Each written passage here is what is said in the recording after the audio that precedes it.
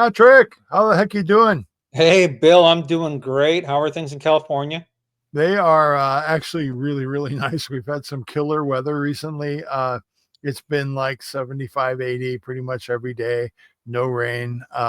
Big, big, big benefit to being here. Probably one of the only benefits to being in California is the weather. That's why we call the price of California the weather tax. But it's been good. Um, I've had some really good stuff finally happen with some projects I've been working on that we're going to touch on today. But how is the iguana situation in Florida? What's our status down there? How's the war? Well, it's hot and steamy. I'll Mm. say that. Great weather. I didn't ask about your OnlyFans account. I asked about the iguanas. Well, they have one too. They're talking over 100 million by the end of the year, is what I heard. The new My God. tally is from You better FW. get to work, Pat. You gotta bring that. Those are rookie numbers. You need to bring that number down. Oh God, I'm going to need grenades soon. Oh, There's been some places I've gone where grenades would work better than pellets. But yeah, overall things are great. Lots of rain, a lot of rain, but it is the rainy season down here in Florida. mm. Just hot and humid, normal summertime down here. Can't complain. Staying busy, staying busy, selling guns, air Wow. guns, and shooting iguanas. Wow. Nice. So, as some of our viewers and listeners might remember, I have been working on upgrading my crown, Mm-hmm. and that project has finally come into fruition. And here is an image of it. That is a fully tensioned 30 millimeter carbon fiber tension barrel. So the story behind this is it's an FX barrel assembly. So it's an STX barrel inside of this. And the nice thing about the Mark II crown is you have four set screws right around here holding the barrel in position. So when you tension it, it's not going to go anywhere, or at least I hope it doesn't go anywhere. It's been really good in early testing, but this guy has been a absolute tack driver. Yeah. Oh, that looks good.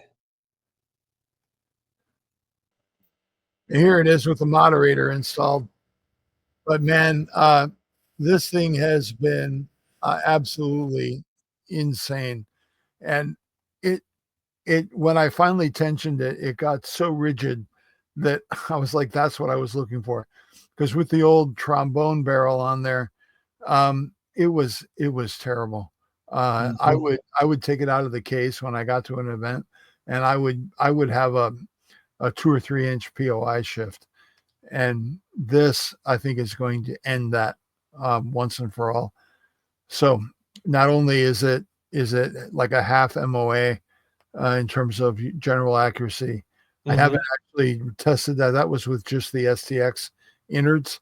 It was really good. So I'm hoping that this tensioning either kept that the same or made it slightly better. I'd be happy if it was the same but more stable because it's more rigid. But very, very happy with how that turned out, and really looking forward to unleashing that at the PA Cup in Ohio later this fall. And I'm hoping that our guest doesn't show up and enter into the field target fray, because I might be in some serious trouble if he shows up and brings his A game, because from what I'm hearing, it was a pretty big story this year at one of the biggest events in our airgun world. Yeah. Oh, I agree. And I mean, I'm excited from the come on. It's his first time ever. We've trying to get him on, but he's been a fast pellet, as I would say. Yep. I And we've actually got a lot of- ran into him a few years ago at SHOT Show, and I said, "Dude, we've got to get you on the podcast." Because I'm here. Just call me, pick me, coach, pick me. And Yep. and we just haven't been able to pull that together. But now that he's a champion and has that going for him, we're very happy to have him. We're honored to have him on the podcast. And I got to say, Pat, I did a deep dive into this guy's background this morning, and I found out two very interesting things. that he's going to have to explain to me because I'm dying to hear his take on this. But this guy he's a no joke professional engineer. And if you're in engineering, you understand that getting the PE certification is no joke. The testing involved to get that is pretty insane. And this guy has done it. He's paid the price. But what's really interesting is the little twist that this takes. He's deeply steeped in the solar field. That's where most of his work is. And his name can translate to radiant light or enlightened light, or any of those translations can fit this, or divine light or spiritual light. They all work. And that is the first question I have for this guy. So let's bring him into the show, Pat, and find out from the man himself, Noor Sabbah, the Dollar Sportsman, what's going on. Are you ready? I'm ready. Here we go. There he is. There he is. Heidi ho, good neighbor. How you doing? Very good. Very good, sir. We're gonna get you some banners going here, because we want people to know that they can follow you on YouTube and on Facebook as the Dollar Sportsman. I appreciate that. So first, give us a little background. How did a guy like you end up with the name Noor Sabbah? What's the story there? So my dad's from Lebanon. Okay. He immigrated here in the 80s, I think. Okay. Came here, met the whitest Irish and Dutch girl, apparently, and married her. Mm-hmm. So I am a product of that. So yeah, my name means light, as you mentioned. And my mom actually gave me that name to live by, as an example. And I've always remembered that and always appreciated it. So, well, I can say that it matches the experience. Anybody who's run into Noor anywhere, whether it's RMAC or the SHOT Show or anywhere, you really are a light. And when on my Target Forge channel, I typically end my episodes with "Be a light in the darkness." And I really believe that's more important today than it ever has been. There's so many people out there trying to cast shade at every opportunity, and being able to bring some light to the party is definitely a positive thing. And I appreciate everything you do. I appreciate that, man. I mean, I try. Fake it till I make it, right? Some days, but yeah. So have you ever thought that it's kind of interesting that a guy whose name literally means light ended up in the solar world? Or yeah, that did occur to me. I thought that was ironic. So yeah, I had started my career and I worked in the utility world for many years. Mm-hmm. And I wanted to get into the resiliency world, right? And inverter-based power was something that really worked for people when the utility went down. I watched some of the chaos that happened in Puerto Rico. I was working for the utility at the time, and we had linemen going to Puerto Rico and putting broken poles back in the ground just because that's the only thing that was available. Mm-hmm. And same thing when ice apocalypse happened in Texas. The only people that had any sort of power were people with battery systems. And I wanted to be a part of that so that people could have a resilient, independent power source. And that's really how I got into solar.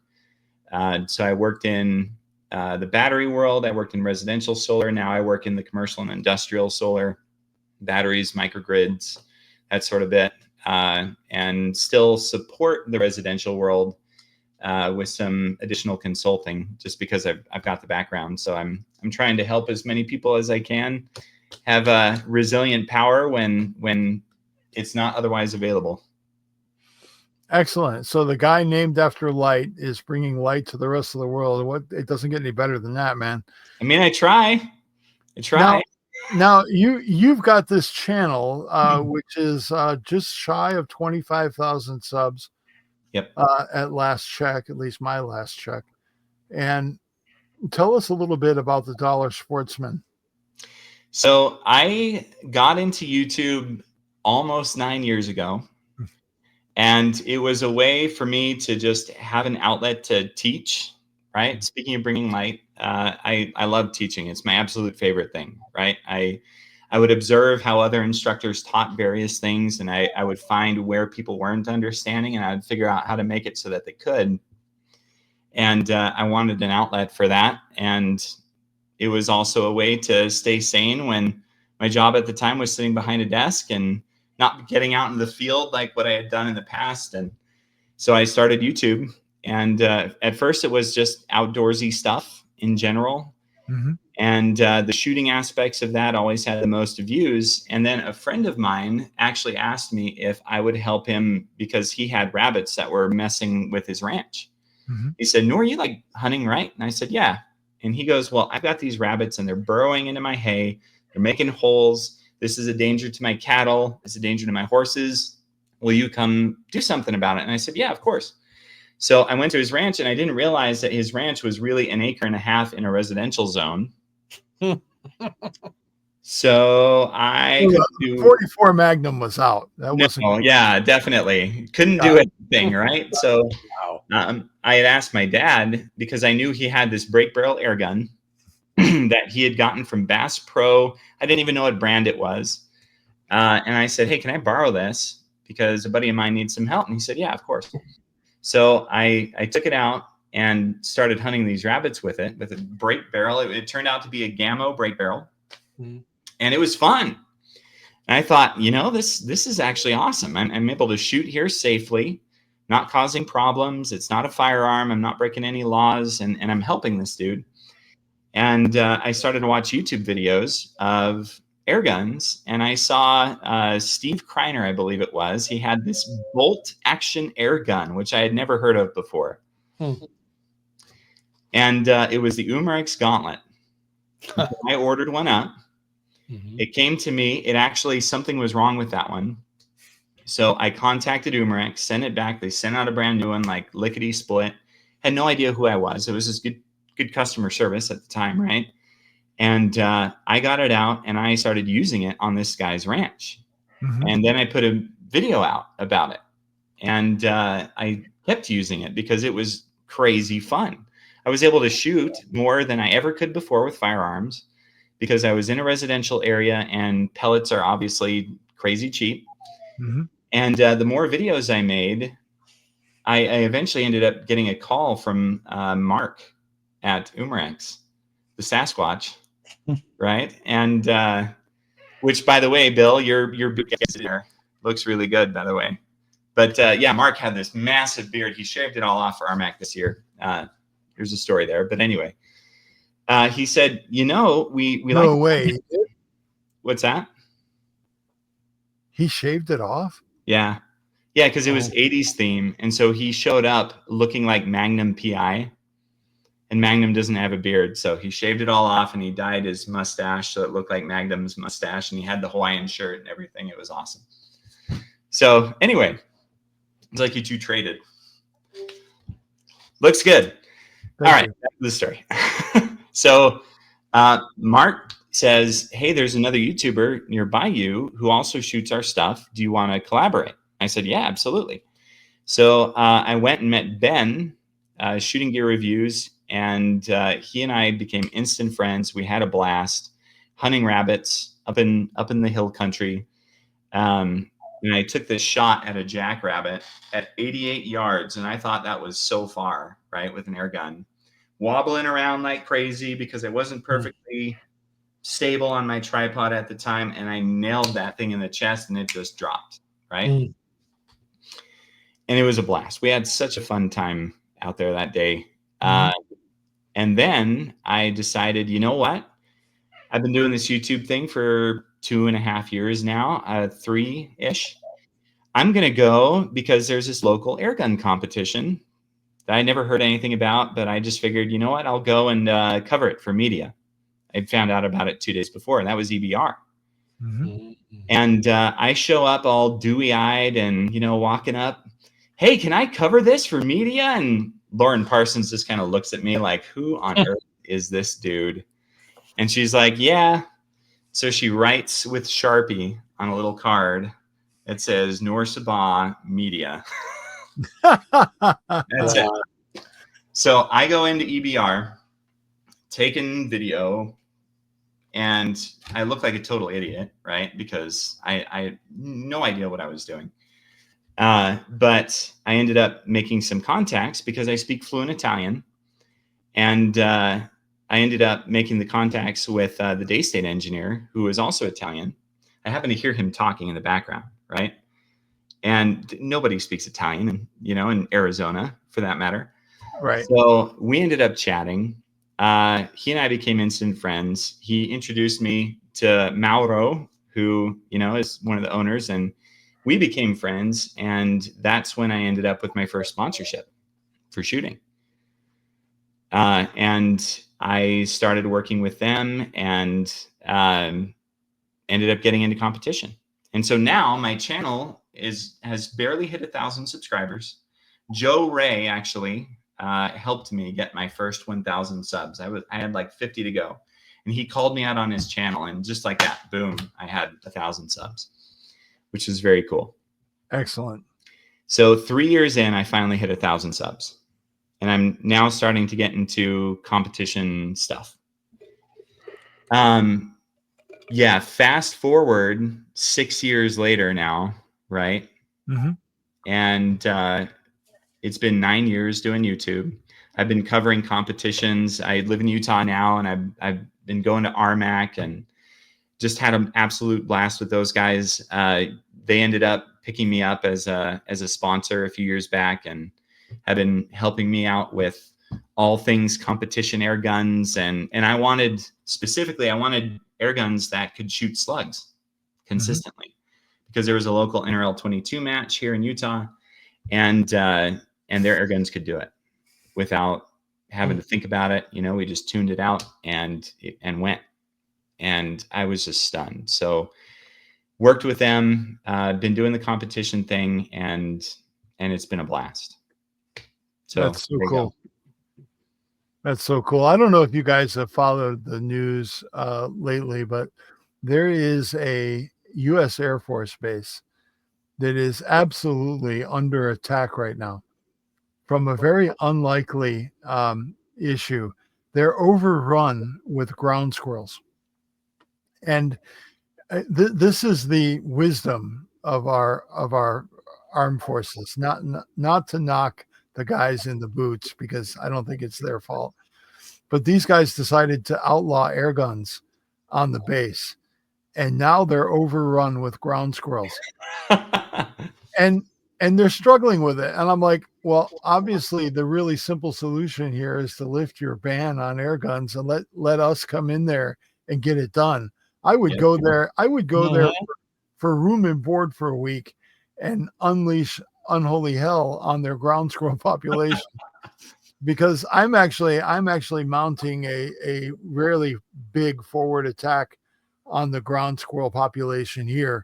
I've been called into action. My wife, who is the least likely person to ever let me off the chain on our property, even when the coyotes come in, even though they killed 90% of her chickens one year, she still won't let me take the coyotes out. But now the ground squirrels are starting to cause issues with the horses, and she's like, "Yep, go ahead. I'm letting the chain go unleash." And that's the crown that I was talking about earlier. That's what I'm going to be using it for in preparation for some field target stuff. So I'm gonna go camp down at the barn with a comfy chair and my big huge carbon fiber tripod with that crown on there, and I'm gonna bring the fight to our ground squirrel population. But yeah, it's kind of funny to me, how air guns can be such a wonderful solution for pest control, and I just can't understand why anybody at the federal level would decide to take that away. Agreed. 100%. Did you just ask Bill why a politician does what a politician does? Sort of, but I'm really more because the military brass isn't exactly political No. necessarily, but I can't imagine a guy.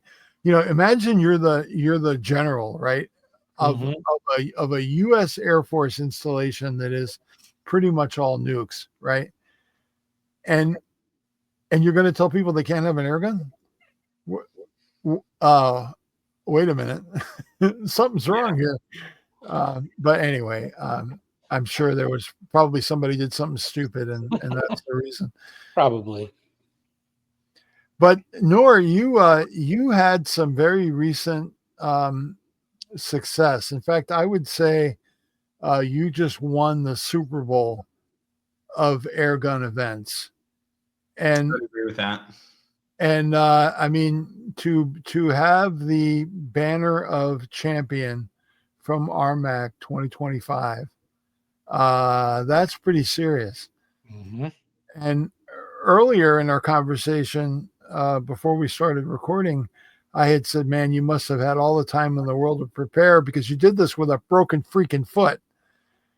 Now, I want to hear from you. I want to hear the whole story about Noor getting ready for RMAC, Noor going to RMAC, and Noor dominating I'm RMAC. taking notes. We, All right. we want to know.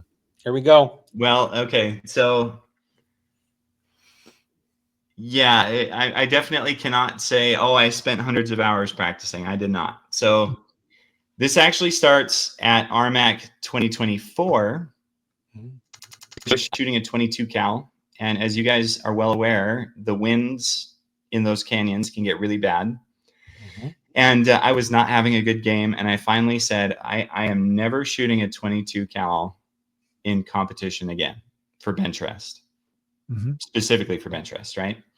Because I had done it for a couple of years and the wind kicked my butt. And I'm just like, all right, enough is enough.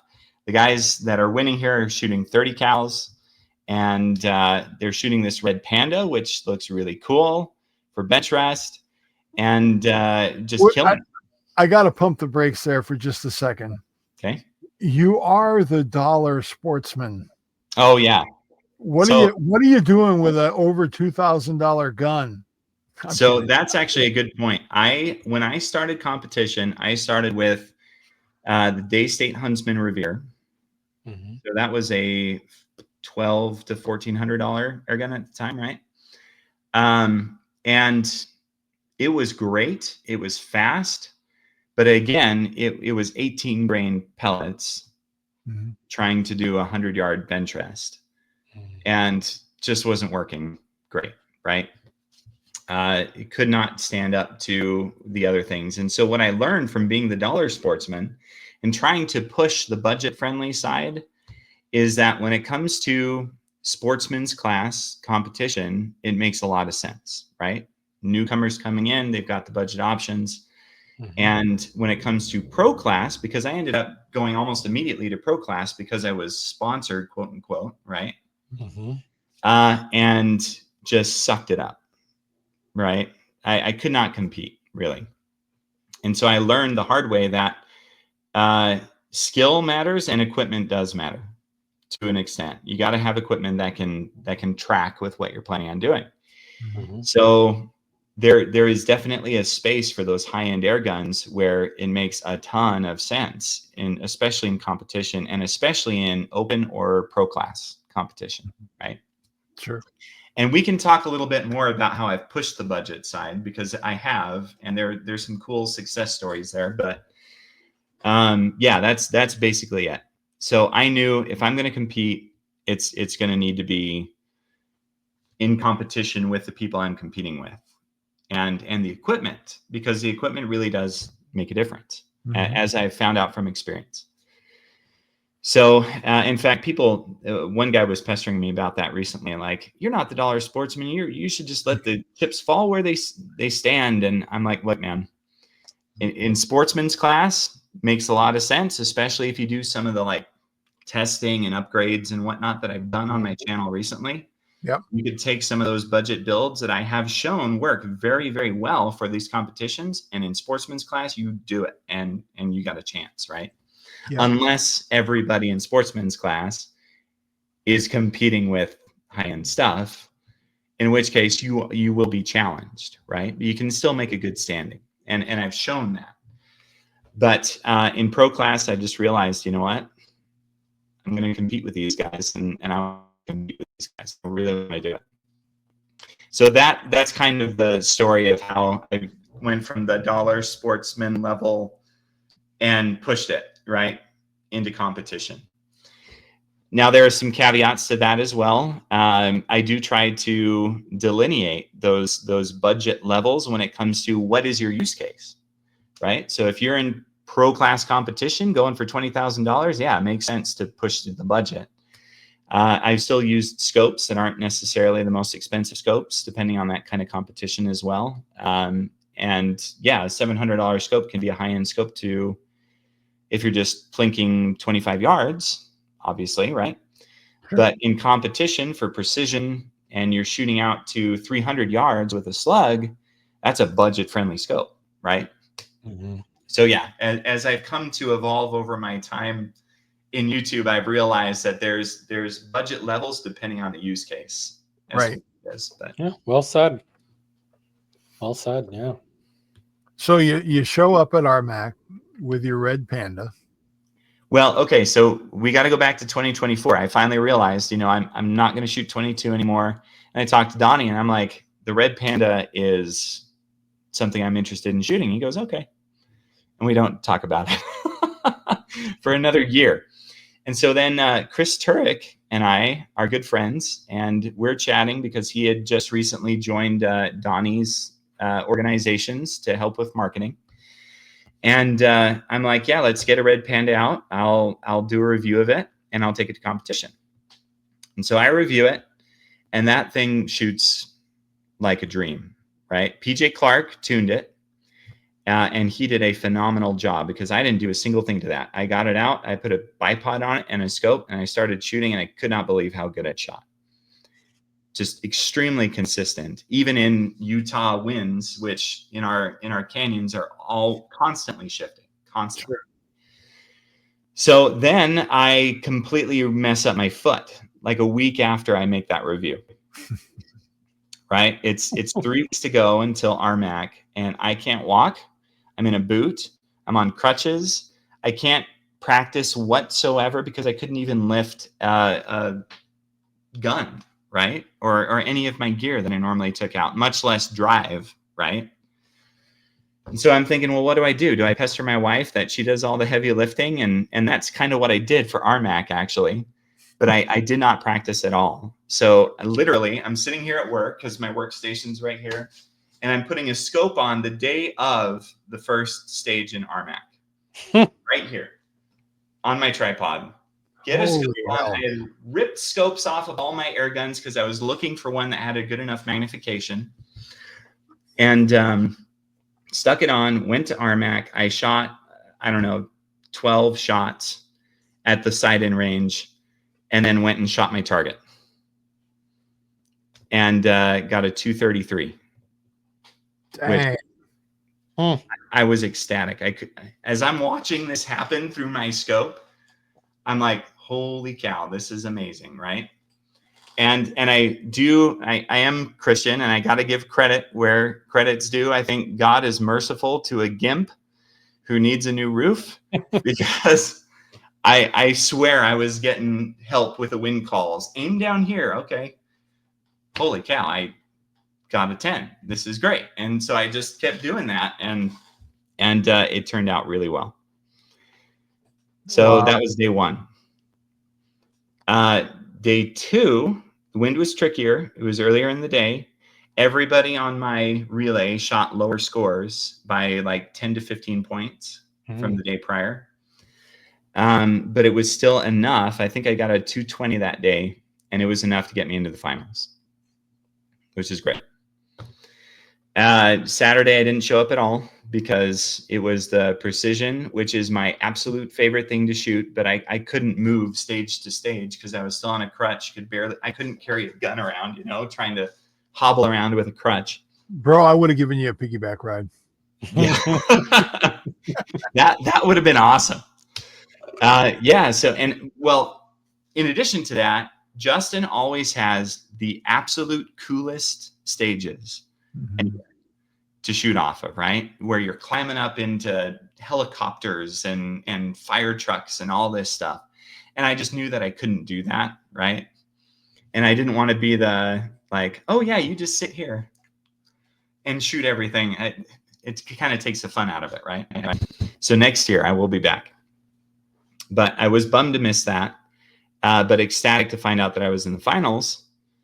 And I showed up Sunday morning and shot my card. It was a 231, but I knew that there were 6 or 7 other red pandas on the line. Almost half the competitors in pro class were shooting red pandas, including Thane, who is the like reigning champion of everything. Yeah. 3-time champion. Yeah. In 1 year. And Donnie was even there. Like, he made the thing. He did well. He did well as well. Yeah. And we're shooting against all these world-class shooters, all of which are way better than me, by the way. And I had no idea what a 231 meant, right? For me, that's ecstatic. I'm happy because it's wonderful, right?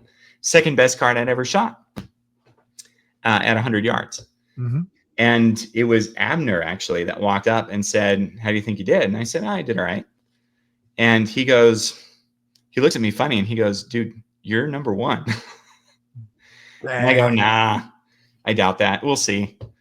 And we walk down to the cards and everybody's walking up to my card. And I'm like, what's everybody looking at my card for? And I started asking people, I'm like, what does it look like? What does it look like? Like, what's everybody else is doing? And they're all going, it's between you and one other dude. And yeah, when it actually all calced out, 228 was the next score. And Dang. I was just super grateful, man. So the moral of the story is get yourself injured and pray a lot and don't practice at all. And no, I'm just kidding. I'm not saying to not. Well, that would play into Pat's preparation for. Hey, there we go. Because that's exactly what he does. I always say it's the trifecta: skill, equipment, and luck. Yeah. Or help. Or however help. you want to look at that. Yeah. I just show up, have fun. You know, the rules are have fun and don't be last. Yep. I would, second place is first place loser. To me, that's well, last. Pat, that's our rules. Our rules are But don't it be keeps last the and have stress fun. down. I know, but that Yeah. Practice is okay, Pat. It's okay as a thing to make you better. Don't follow Noor's example here, Pat. Yeah, definitely not. Yeah. But I will say I am very grateful, man. Like it turned out great. And I was kind of dumbstruck, and I'm sure everybody else was on that line too. So what glass ended up on the top of this championship winning arsenal of yours? So I had a Ride-On Conquer 7. It's a 6x32 or 4x32. I don't remember now, but it was the most magnification that I had. And it's a good scope. It's clear. The parallax is very finicky, right? So it's not my favorite scope because of the parallax alone. But yeah, but parallax doesn't really matter in Benchrest because it never moves. Well, okay, so that actually, it made me think about it a little more because I had to be real careful to get that parallax just perfect. And then I started to remember, hey, wait a minute, Noor, just because it looks clear to you, make sure that you don't have parallax movement. And so I stuck there, and I looked like an absolute idiot doing this, by the way, on the bench, but I'm going like this, looking through the scope to make sure that the reticle wasn't moving around. And it was just a tiny bit, and I made slight adjustments, and then it was solid. And I think that really helped in that wind. Now I'm going to start watching other people that were there start doing this. Yeah. Hey, it worked for Noor, might work for me. It's true, man. Like that was a really important thing that ended up helping me. And the Red Panda itself is such a boat anchor. It is so heavy And it is so well engineered in terms of the consistency. So you got the heavy weight plus the consistency in shots that it was not moving around. And even when I wasn't perfect into it, I was getting 8s and 9s. And when I realized that I wasn't perfectly into my gun, and I dialed in and made sure that it felt perfect and right in my shoulder, then I was hitting 10s. So that thing is just so very well done. And again, I don't understand the juju magumbo in that barrel or anything else for that matter. All I know is that it rocks, and it could take somebody like me who didn't practice at all, basically. And I do shoot a lot because of the YouTube thing, right? But I wasn't practicing specific for Benchrest, and it turned me into a Benchrest shooter. Wow. Now, I think in my analysis over, years of covering big events, I think what made the Red Panda so different in this space, and I believe that there is a father and son in Utah that might have had a lot to do with this as a development in the Red Panda.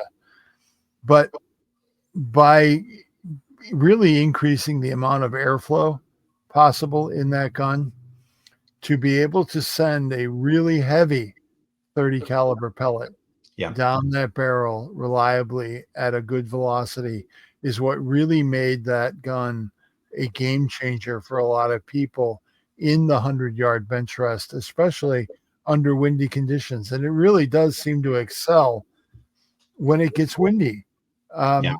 It's because it is a bigger, heavier pellet, and it is moving so fast.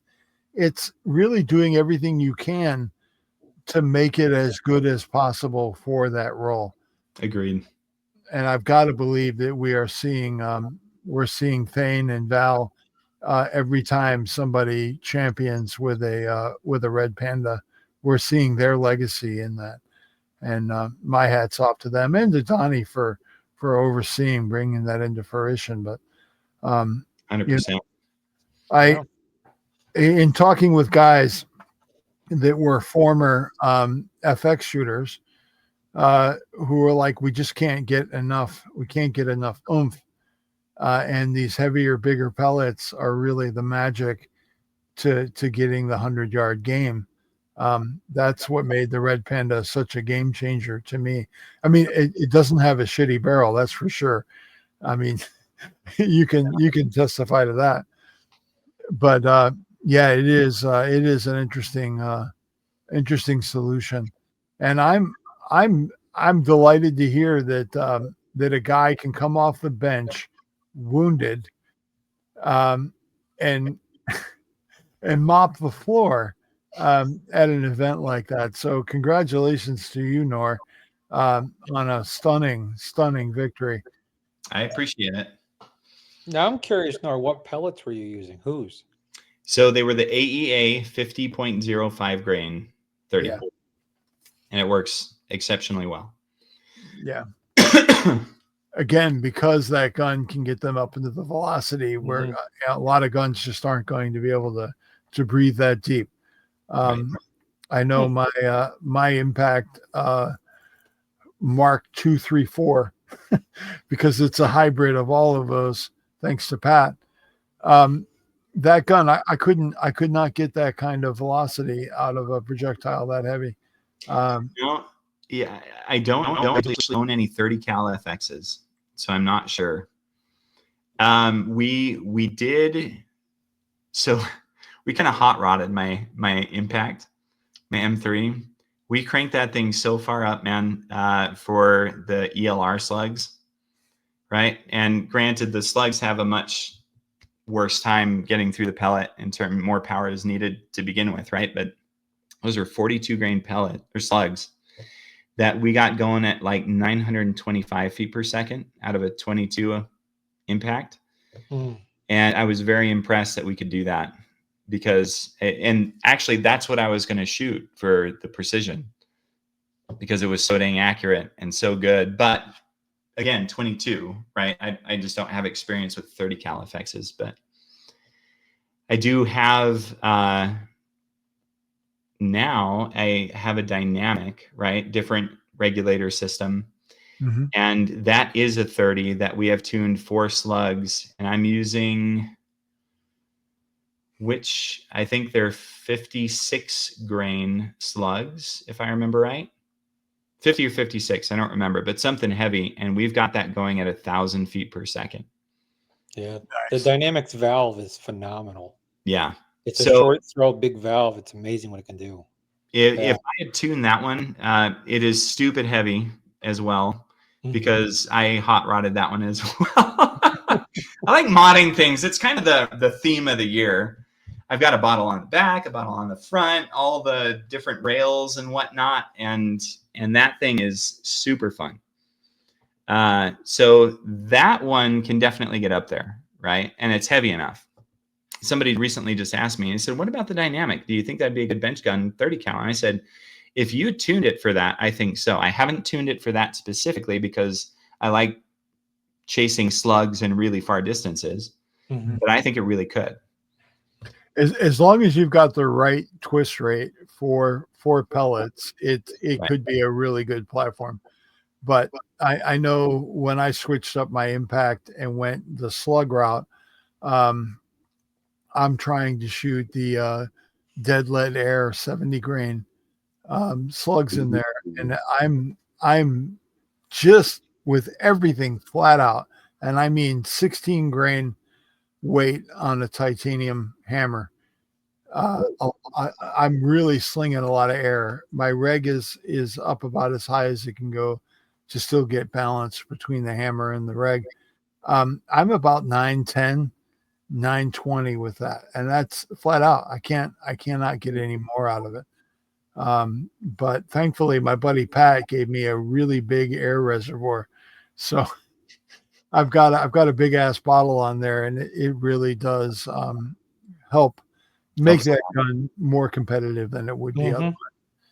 But I think honestly, the answer from the FX world is definitely the dynamic. I think the dynamic is a closer representation of mass airflow through it than the lineage of the current impact, even the M4. I don't think you can flow as much air through an M4 and a dynamic bike. Yeah, the valve is much bigger. It's a shorter distance. There's a lot of big differences there. Yeah, it's amazing what the dynamic puts out. I'm just like, wow.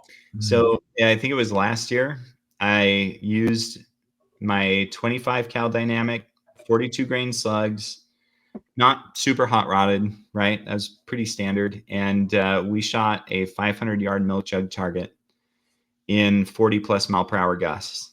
Dang. And I'm telling you, that was a hard video because I had no idea it was going to be that windy that day. What was your holdover for wind? 8, 9 mils. Oh my God. Something like that. And I chased it for a long time beforehand, right? I took many shots before and trying to find a good place to actually hold because those gusts were just insane that day. And so I finally found a spot where it was staying consistent long enough. And so I film it and end up hitting that target. But it was a challenge. The whole challenge was you got 10 shots, 10 shots to hit the target. And we ended up doing it and actually catching it on film. It was the other challenge that day. But yeah, that was fun. I wholly intend, I want to do that again with 30, the way that I've got it set up. Because I like doing it, man. Slugs and distance are super fun. And I think tomorrow's video, if I can make it out, because we got some other stuff going on, but it's going to be a 300-yard prairie dog size target. Oh, See if I can shoot that. Which Justin at Utah Airguns has done like 500-yard shots on prairie dogs with impacts and stuff. So I'm like, okay, 300, I should be able to do this. So hopefully. Oh. So what have you got planned? What's next besides that video for the Dollar Sportsman? What do our viewers and listeners have to look forward to coming up? So I've been working a lot with RMAC and Air Venturi on the more budget-friendly options, right? And I built this Avenge X, and that's kind of circling back to the budget side of crazy modding and whatnot. Mm-hmm. We built an Avengex 25 cal. We put the Saber Tactical chassis on it. I did this entire series of videos doing fun stuff with that because it is stupid accurate, right? And my next goal with that one is to take it out to one of the NRL 22 competitions local here and see how I do, basically. Mm-hmm. And now the thing that I need the most work on in shooting is positional shooting, because I still find myself all too shaky in the moment, right? So I've been working on it. I've been doing videos, practicing, trying to figure out how to improve my positional shooting. And then I end up not practicing it for a couple of months, and I feel like a total dunce again, right? Well, the desk is our worst enemy in terms of being able to get in and out of positions reliably. Yeah. The desk is the biggest enemy we face. Yeah, agreed. So I want to get that Avengex out to an NRL 22 match local here and see how I could do, basically. I think I still need some more practice before I officially do it. So maybe there'll be a practice video where I set more targets up at further distances, and see how I do on the positional aspect of that. And then I want to get it out to the competition and just put it through its paces, because that is a budget air gun that we have modded, right? The chassis is an inexpensive chassis. As chassis go, normally you're looking at 600 up, right? This one's $300. But it is one of the best modifications. And then a Luthar buttstock is so budget friendly for buttstocks and also adjustable that I just have that thing nailed when it comes to how it feels. And you know what I'm talking about. When a gun really fits you, that thing fits. And I'm really looking forward to taking that out to competition and seeing if I can get above my average, right? So we'll see. Wow. Very nice. So people can find Noor, the Dollar Sportsman, on Facebook and on YouTube, and the banners have been up here. So do check him out. Are you going to be at the PA Cup this year? I'm afraid not. Not in the cards. I wish that I could. Good. I don't. No offense. No, I'm taking it. There'll be an You're extra good. $10 in your cash box for that. Thank you, Noor. Yeah, there we go. I really wish that I could, right? Air Ventura has been a great partner to work with, and I would love to make it out there. I just don't have, despite winning $20,000, I don't have the budget for travel. That money's going to fix my roof if insurance isn't covering it, because I've been fighting them for months over it. And I just don't think I have the vacation time left to make it. So EBR, on the other hand, is very close to me. So I think I'll be able to drive down there, take a couple of days off, drive back. And I do hope to make it down there. I also have my 20-year high school reunion that same weekend. So, I have a reason to be down there anyway. Nice. But yeah, and hopefully next year or sometime soon, I would love to get out to the PA Cup and do more of the field target aspect. Have you ever been to the PA Cup? Mm-mm. It's a lot of fun. It really is a beautiful facility out there. It is probably as big a firearms venue as I've ever been to, and I've been around this for a while, and it's really big. Just the shotgun facility alone is like, oh my gosh, it's incredible. So awesome. if you ever get a chance, I recommend that. Pat, there's a contest out in Florida coming up here very shortly, right? It's like 3 weeks away or something. Yeah, it's about that. Yeah, it's the second annual Iguana Snipers competition with Jessica from Iguana Solutions. Ooh. It is extreme field target. So up to 100 foot-pounds of energy. You can go up to 30 caliber. They're not allowing firearms this year, which no one came with one last year. And then there's the iguana sniper part, which hunting iguanas, you need to move fast. So these are fast-timed competitions. No bench. You're either standing, leaning against a pole, using sticks. and it's go, and you got to shoot 20 iguanas, and you got to make it through the little fence link and all this other stuff. So it's quite fun. And that ranges from 10 yards, I think, out to 50. So it was a blast last year. She put a lot of oomph in trying to get it out this year. It was questionable for a little bit, but she got it going. So you can go to iguanasolutions.com and find that. We'll make sure to put that in the details. Registration sooner than later because it's filling up fast.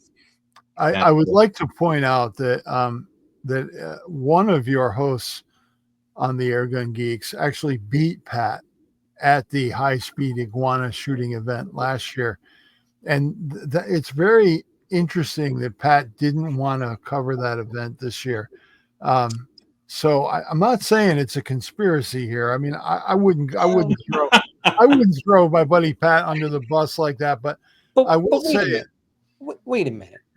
You beat me in the iguana thing, and I beat you in the field target thing. So I hear you. We were showing that we could do each other's disciplines effectively, and I didn't want you to look bad. So I had malfunctions, magazines, things like that. That's how it works. That's how it works. Whatever helps you sleep at night, Princess. Hey, the prize that I won, I loved. I love my my gun. What did I get? I can't think of what it's called. Primal. I got something in my head. I can't think of what it is. It's a gun bit that you put your bottle in. It's got the top on it. I can't think of who makes it right now. Shame on me for knowing. It's really nice. It's got the shoulder straps and everything on it. Yeah. Yes. Yeah. Best gun bag so far. Sorry, Donnie and Saber. I think it's better than their bag because the padding and everything. It's just Armageddon gear? No, it's they sell them at Airguns of Arizona is where they're coming out of. Sure. Oh my God, it starts with a P. My brain is gone on that one. It's been a long week with my wife and the breast cancer stuff. So, but yeah, great bags. I'll put it in the notes on what it actually is for the listeners and the viewers on what it is, because it's worth every bit of the $200. And it's a backpack, so you can stay connected and go full machine gun with your automatics and keep connected. So. Nice. And anybody who noticed that orange 0 dB moderator on my crown I showed at the beginning, that actually was my prize from that same event. Yeah, good prizes. Nice. Good prizes. Yeah. I love speed shooting, man. That sounds like a blast. Yeah, I'm trying to figure out what to use next year for speed. There's so much stuff out. I loved my Leshy, but breaking that thing open and getting it. If you're going to go semi-auto, the EQ or the SLS from Karma, that thing is fast and it is accurate as a semi. But if you're not going to go semi-auto, I will say getting on that impact, I can run that thing freaking fast. In fact, we had a local thing called Shootah in Utah recently. Where it's a bunch of gun companies that come out. You can try all their different guns. You have a bunch of vendors. You out there, and they had a speed challenge, right? They had a certain amount of targets. It was 8 targets out there, and you had to use an impact to shoot them as fast as you could. And whoever shot the fastest won the gun. Well, I'm not allowed to compete in this, right? Because I think the fastest person was 12 to 16 seconds. I don't remember what, right? That won that day. Well, Alex Hatfield and I both did it in 6. Yeah. Using a short impact because he knows how to rock that thing because he uses his middle finger as a trigger and then he pulls the lever, right? Index. Me, I'm left-handed. So I have it here and I just run it like this. And in 6 seconds we were down, right? Wait, Noor, you're a left-handed? I'm a southpaw, yeah. Pat, there's hope for you yet. Oh, yes. It never ends, Noor. Southpaws, we're in our right minds. Well, I'm technically a righty, but due to a bad eye, doing this all the time is bad. So long gun left, pistol right. Makes sense. So I'm actually right eye dominant. So I still shoot through a scope with my left just because I'm used to it. I got it, but I had to learn how to do both because of that. One year I had screwed up my neck, so I shot EBR entirely right-handed because I couldn't do this. You know? Yep, I get But you. yeah, So, cross-eye dominant for the win. so Noor, how do you end up racking up all of these injuries? It sounds like you end up going to almost every airgun competition banged up. I have no idea, man. So the year that I won speed at EBR, I was sick. And now winning RMAC, I was injured. Yeah, I don't know. It's weird. I'm kind of ready to be done with that aspect of it. Knock on wood. Yeah. I was going to say, if you ever need us, the Airgun Geeks will come over and beat the hell out of you before an event, just so you have that extra edge, because it sure sounds like that's part of your secret sauce. Chris Turek told me today he was going to get me a neck brace for the next competition. I'm like, I've done that. No, thanks. We're good. That's funny. All right, Pat, are we ready to bring this episode into the stable? Yeah, we have so much more to talk about. Now, I just want to say one more thing. So, Noor, you don't just do air guns; you also do firearms, right? Because I've seen you do firearm stuff. Yep. So people could watch both. We'll call it avenues, and how you bridge them together on your channel. So I want people to know it's not just the air guns, because I know air guns are toys. They're not. They're brother and sister to the firearms. It's just at the end of the day, the chamber pressures are less. Yep. That's what I tell people. And you can shoot them in most of your backyards. The firearms you can't. Yep. So definitely worth checking out your channel and learning about that. We talk about it all the time here on the podcast. It's about, the perishable skills, whether it's a firearm or whether it's an air gun. As you said earlier, it's perishable. You can do it for a while. Now you're starting. Trigger time is trigger time. Period. Yep. 100%. Definitely. Well, I want to thank you for taking time out of your very busy schedule, because you have been a slippery fish trying to land. But every time I see you, I'm like, I can't get you on. Yeah. But I'm glad you won. Thank you very much. And I'm glad that the money came in time to do what you needed to get taken care of for your family. I always say, he provides when you need it and you least expect it. Agreed. Agreed. I'm glad that happened. Sorry, I'm not going to see you at Pyramid Air Cup. But next year, you may or may not know, there is a new competition that is on the East Coast. And this is the first annual. And it's the Berkshire Shoot in Massachusetts, of all states. So we did a podcast on that. So everyone check that out. Registration is open and filling up fast. So hopefully Bill and I will definitely be there. We'll have a lot of coverage on that. So we'll see. It's exciting. I don't have to travel all the way across the country coming from Florida to go to Utah. Not that I don't mind, but it'd be nice to just go north a little bit. It'd be a different environment. So yeah, it'll be me returning to my roots, getting back in the Northeast again. Been a while. It's beautiful out there, man. It is pretty. Definitely going to pick up some lobster rolls. Oh yeah, 100%, man. Dinner time. What are you doing to me? I know, right? It's hungry now. I hear you. Mine's still in the kitchen waiting for me. So, all right. Well, again, thank you for your time and all that. And Bill, any final words for this one? Just do take some time. Check out Noor's channel, the Dollar Outdoorsman, and also his Facebook page. Do give him a subscription. Do give him some views and show this man some love. He's earned it. I appreciate it. The Dollar Sportsman. Yes. Thank you, guys.